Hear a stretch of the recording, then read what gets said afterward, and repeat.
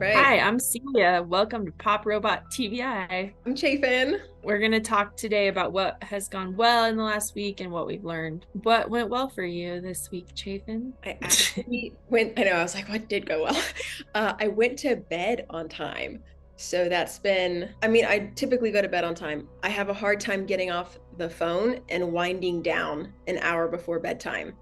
And I set up, instead of one reminder, I set up three reminders on my phone. And now my phone will yell at me and shut off all of the apps that I have going on. It's like this cute high pitched yell, like, get off the phone, save your brain. And it like talks to me. I Are you know. serious?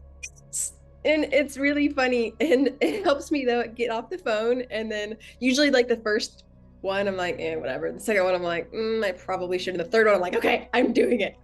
So I've been successful at Where did you find this voice to say something so specific? my friend installed an app on my phone. Oh, I'm gonna have to find it. I don't know what it's called, but you can put in different reminders and you can have it speak to you. And so that's amazing. right. Don't know what it's called though, so I'll find it. But That's fine. yeah, Tell me later.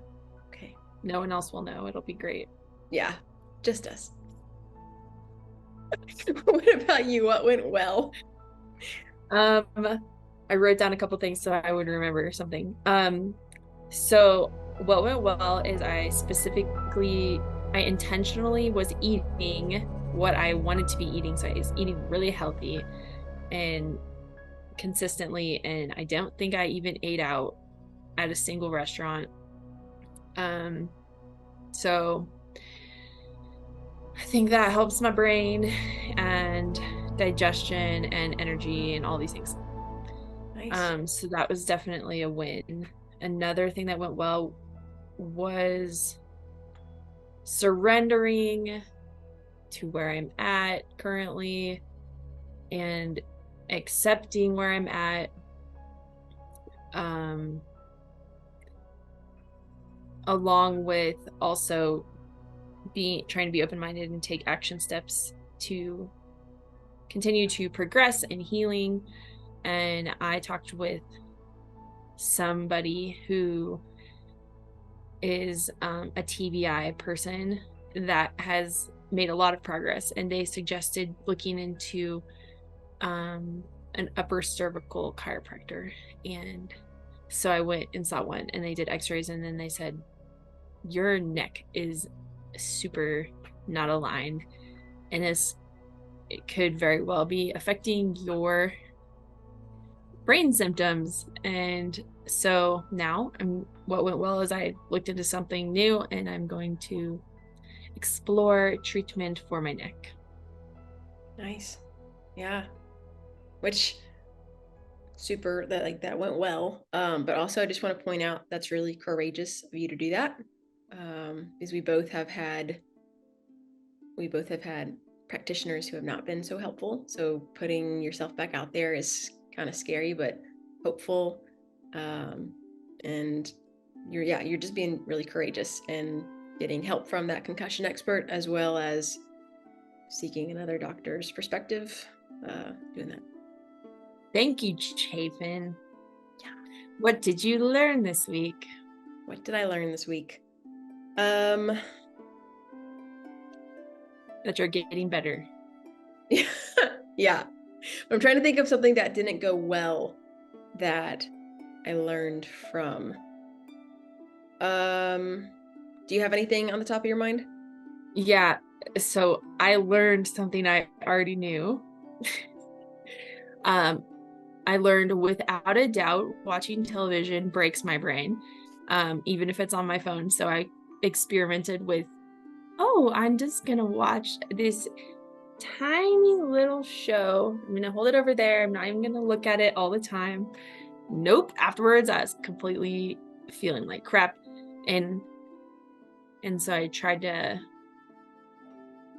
over like a span of a few days, I tried to like be a person who watches a movie. And every time I was like sick, and I'm like, okay, there's just no evidence in favor of me watching movies right now. So I guess what I learned is to accept the very obvious information, that the screens just aren't, that I'm not there yet. So if I do want to watch TV, I call it TV, but it's movies on my phone. I need a lot of recovery time. So is it worth it? Sometimes maybe, sometimes definitely not. Also, I isolated with driving. I'm definitely affected by driving with my symptoms. So I just have to make sure I have recovery time if I'm going to drive, like a lot of recovery time. Like, is it worth it? So I'm just looking at the things that I struggle with and, hoping as I continue to live a healthy lifestyle and try things like having my neck fixed, worked on, that these things will get easier in time. But I guess I'm learning to accept the things that I just don't have control over, and be grateful for the things that I do have some control over, such as what I put in my mouth and how I rest, and choosing movement in whatever capacity is available to me that day, and my attitude. And I choose every day to wake up and to do it all again. Yeah, it's tough. It's like we start feeling better and we want to do something that's comforting in watching movies. I totally feel you with the whole movie thing. And when I watch a movie, it's like, okay, I know I'm going to break my brain, or I don't even think of it. I'm like, I'll be fine. And I like convince myself, and then I'm not fine afterwards. I'm like, it was worth it. And then I'm like, I don't think it was worth it. Yeah. So silly, but it's so a real thing right now. Yeah. So yep. Yeah, I like what you said though, focusing on what you can control, and like the positive influences you can do for yourself. Yeah. I have another thing I learned this week. Okay. If I can remember what I'm talking about. So I had some kind of issues with a person come up that previous me would have like really stressed out and like given all my energy to the situation. And I kind of did that for a couple of days after this situation came up. And then I was like, oh, wait a second. My brain is, if I'm going to be kind to my brain, I'm not going to give the kind of energy and attention to this situation that I normally would. So I've done an amazing job of kind of surrendering and just taking it easy on myself, and realizing sometimes like doing nothing in a situation is okay. And it just feels incredibly satisfying to respond to something differently than I would have in the past. And also just knowing I'm saving my brain energy, and that feels good. Every week, just learning so much over here. Well, what I heard is it's not controlling you. You're in control of where you're at. And you're choosing to not focus on that all the time. I mean, normal brains, we can obsess over something, especially if it's like what you said, kind of a tough situation that came up. And then TBI brains, when we have a lot more time on our hands, it's like we really can think about whatever it is. We really full-time obsessed. The whole day. And we can make ourselves worse, which then overstimulates our brain, and then we think even more about whatever it is, and it's this nasty cycle. And you broke the cycle. Pretty cool. That's really impressive. So the impossible is possible. Yeah. Just saying. Okay, my learning moments were not as amazing as yours. Yeah, right. Whatever. What came to mind was Uh, on last week, I drove a straight 45 minutes, and I haven't done that in a really long time. And then I worked right after it. It was my test to see if I could do it. Because normally I don't drive. I drive the night before to this location that's a little farther away from where I live, and then I coach the next day. Um, and so I'm there that night, and I don't have to drive that far in the morning. It's like a 10-minute drive from where I stay that night. But last week I was like, I'm gonna do it all in the morning, and I'm gonna be fine. And I had planned where I could drive and have a break in between. So like I split the 45 minutes up to, 22 and a half and 22 and a half. And I didn't listen to my body. Like I got to that 22 and a half mark and I was like, I'm feeling good. I'm going to keep going. And then I got to the 30-minute mark and I was like, I am not doing good, but I'm going to keep going. And I mean, I got to work and I was able to work, but I wasn't at full capacity. And I was a little nauseous and I had, like more pain and a little bit more anxiety, all those TBI symptoms. So looking back, it was evident, like, yeah, just because I passed my marker and I thought I was feeling good, like I got to still listen to my body. Even if I'm 40 minutes in and it's at the 5-minute mark from wherever my destination is, I realized like, okay, it doesn't matter. I've got to stop and listen. And there's no shame in that. So I was kind of putting some shame on myself. Like, oh, I got to do this.